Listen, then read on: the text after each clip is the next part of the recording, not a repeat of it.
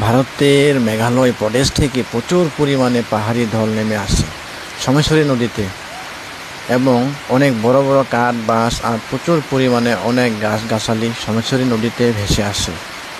ভিডিওতে কেমন লাগলো একটু জানাবেন। সোমেশ্বরী এখন রূপ ধারণ সোমেশ্বরী নদীতে এখন তার আসল রূপ ধারণ করেছে।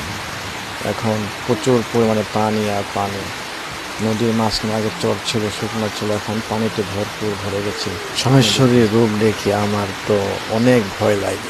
দেখা যাচ্ছে এখানে যে পানির যে অবস্থা, পানির যে খেলাটা আমার নিজের ভয় চলে আসছে।